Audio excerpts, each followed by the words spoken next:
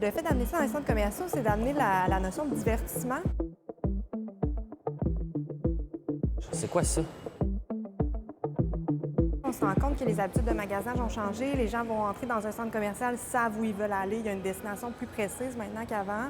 Le fait de pouvoir les faire voyager, découvrir ce qu'il y a partout à travers le centre, mais aussi de les garder actifs dans le centre. On a pensé, on aimerait ça renouveler ou donner un nouveau souffle à l'expérience de magasinage. Fait que pourquoi pas offrir un jeu ludique, une expérience énigmatique à même les centres commerciaux? Je t'ai rendu à quoi?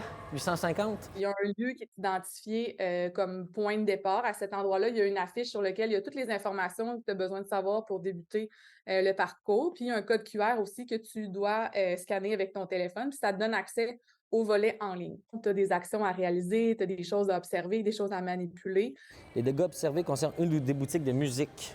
Tu n'as pas un temps maximum pour le faire. C'est vraiment à ta guise. Si tu veux, tu peux arrêter dans un magasin en chemin pour pouvoir faire un achat, prendre un café ou peu importe. Donc, c'est vraiment de joindre l'utile à l'agréable, donc le magasinage au fun. T'sais, on parle de réalité alternée, donc c'est pas de la réalité virtuelle, on n'est pas là-dedans pantoute, on est vraiment dans la réalité physique. Donc on est en centre, il y a des structures 3 dimensions avec lesquelles on va devoir jouer. Puis c'est dans notre téléphone en fait qu'on est guidé. T'sais, normalement dans une pièce de défi évasion, c'est quelqu'un qui nous parle si on veut ou on lit des choses, bien là c'est à travers notre téléphone qu'on va le faire.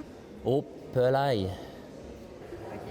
Comme ça. C'est tout aussi plaisant que d'être pris dans la pièce, même encore plus pour les gens qui n'aiment pas être pris dans une pièce pour ce genre de jeu-là. C'est quand même un gros travail. Ça l'a pris, je dirais, un peu plus que 6 mois là, du moment qu'on a commencé à penser au projet jusqu'à la livraison là, il y a quelques semaines. Le point d'interrogation, il est 1, 2, 3 à côté.